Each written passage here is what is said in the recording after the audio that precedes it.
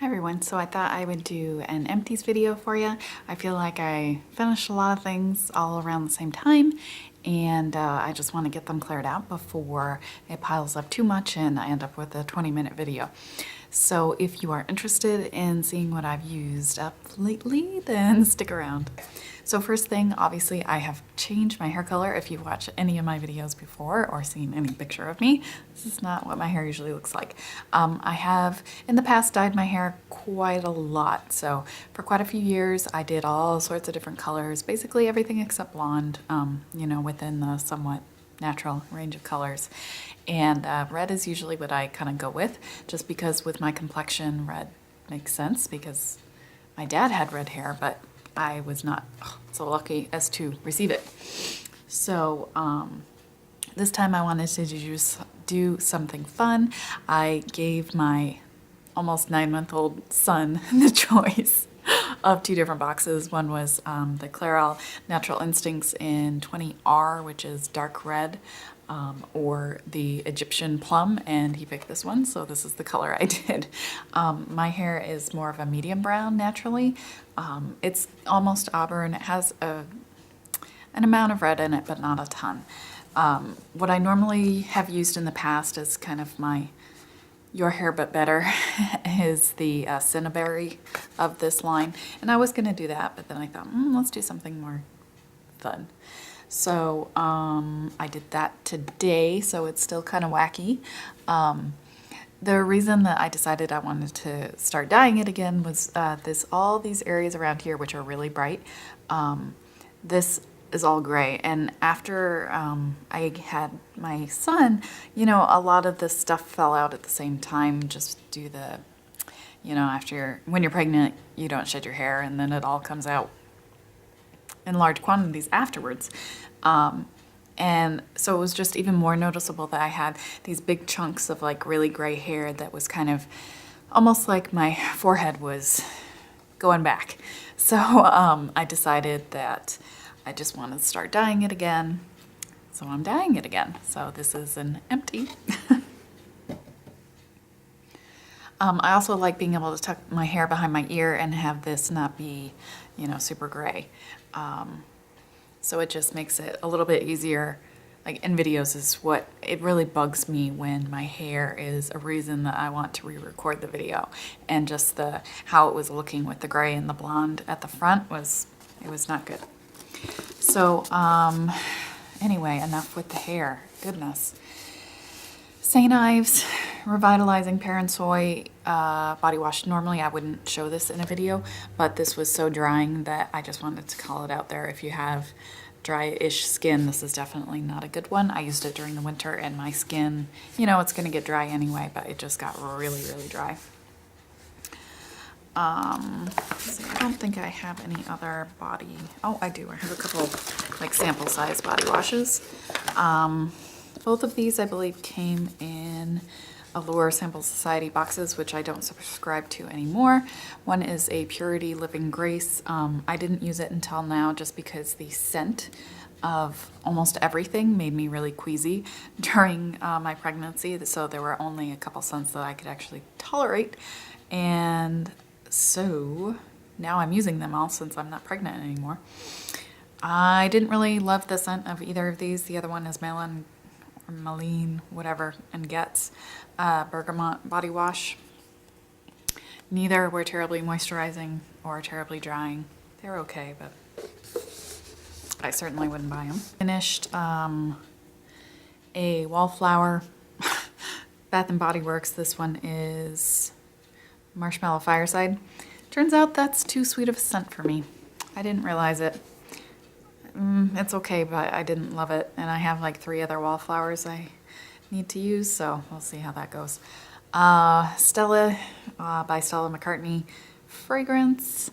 I'm surprised I finished this actually. It's not a scent that I would expect myself to like, but I actually liked it before going to bed because I didn't have to smell it all day. I kind of like the initial scent, and yeah, so I actually used this up, which is interesting. I tend to gravitate towards leather, wood, smoke, that kind of fragrance, and that's definitely not in that category. A couple face washes, I believe. Yes. This one's from Trader Joe's, Nourish All-in-One Facial Cleanser. And it says cleanser, exfoliant, tearless, antioxidant rich. I like this, but I'm just basically never at Trader Joe's, so I would probably buy another one if I happen to be there. I used it in the morning and it was not super drying and didn't have a scent, etc. Bliss Clog Dissolving Cleansing Milk. I didn't feel that this was very good. It was okay, but the fragrance really did get on my nerves. It was a very kind of plasticky citrus scent, very fake smelling. I don't like that, obviously. And it was so strong, you know, face wash. I don't really want something that strong smelling. Really, I want it to be unscented. This is what I've come to the realization is I prefer unscented face wash. Cotton pads, cotton rounds. This is Equaline. The reason I finished this was because of some other product in here that I finished. Normally though, I just use these for nail polish removal. What I like about them, and I've replaced these with a Walgreens brand. I think this one is from a local grocery store, Cub Foods, here in Minnesota. And I like it because it has a non-fuzzy side. So I hate when the cotton fuzz gets in your nail polish when you're taking it off. Oh, it drives me crazy. And what I finished it up using, the reason I went through that fairly quickly here recently was this, and this is the Paulas Choice Clear Anti-Redness, Anti-Redness Exfoliating Solution, 2% Salicylic Acid. So this is a liquid, and the reason that I bought this instead of the 2% BHA gel, which is same active ingredient, was this said it was supposed to be an additional helping with redness. I didn't.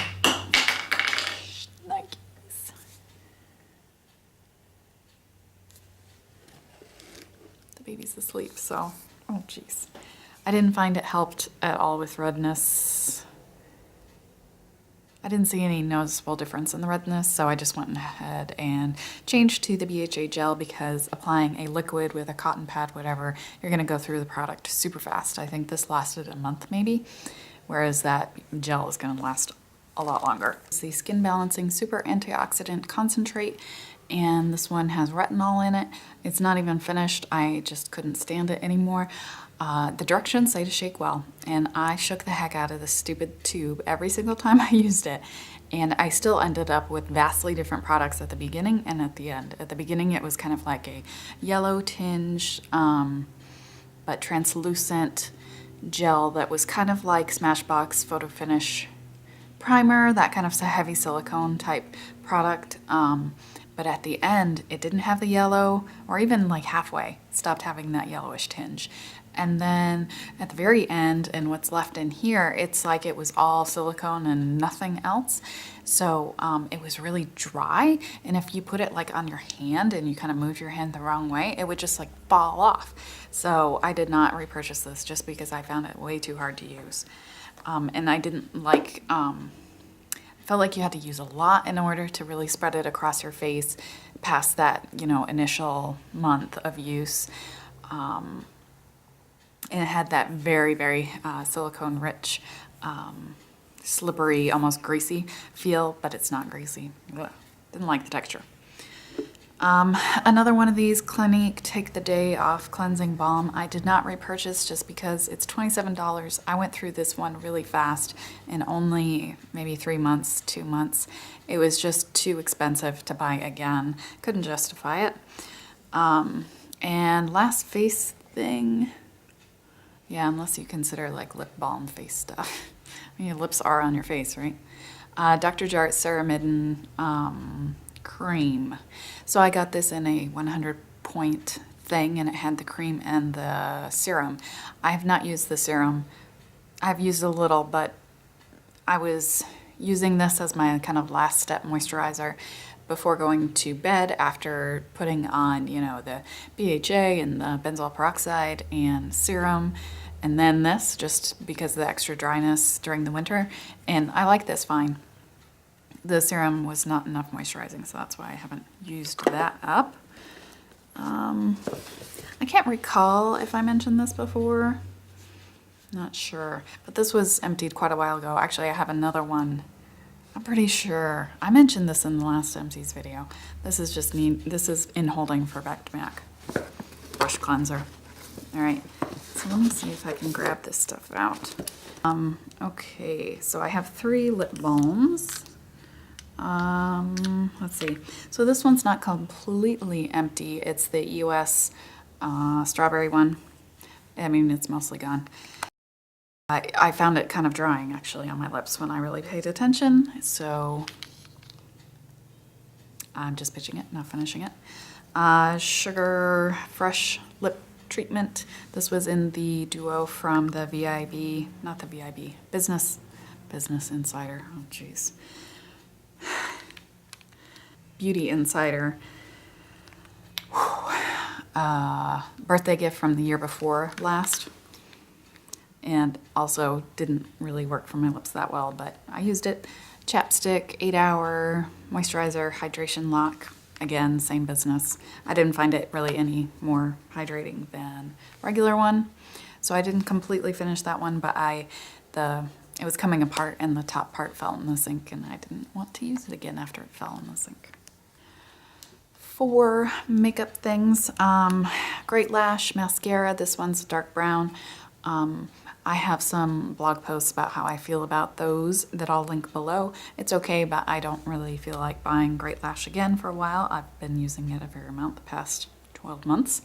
bareMinerals Lash Domination. Really do not, this was a deluxe sample that came with that like mini kit thing that I got over holidays last year, I believe. I just really didn't like how this removed. It applied okay. It tended to get a little clumpy, but when I was taking it off, even with that cleansing balm, it would kind of stick to, I'd rub it in, you know, the balm in, and it's almost like it would smear onto my under eyes, and then it would require like another round of cleanser in order to get that smear off. I don't know, it was really hard to remove compared to everything else I own. ULTA Extreme Wear, last 2 products are just duds that I have to throw away. This Extreme Wear Whipped eyeshadow, it completely dried out. I don't know what happened. I guess I did not screw it tightly enough at some point. I have a couple of these, and they're not dried out, so I don't know what happened. It's a shame. It's not a popular formula. They may not even make it anymore, but I liked it. So I'm kind of bummed that I have to get rid of that. Urban Decay 24/7 Shadow Pencil in Sin. I got this on sale a long time ago. It was dried out really when I got it, and I was sort of able to revive it by sharpening it or warming it up a little bit, but now it's just like dried out beyond repair. It was never good, and I should have returned it, but I just didn't because I ordered it online and didn't want to bother with the return, I guess. I thought I could make it work. It was a waste, even if I only paid like $9 for it. Maybe they knew it was bad. Okay, so I think that is everything. Thank you so much for watching. Let me know if you've tried any of these products out and if they worked for you. I'd love to hear it. And anything that you finished up recently, let me know what it is. I'm always jealous if somebody can get through a makeup item other than mascara. Yeah, so I hope you're having a wonderful day. Thank you so much for watching, like I said, and I'll see you soon.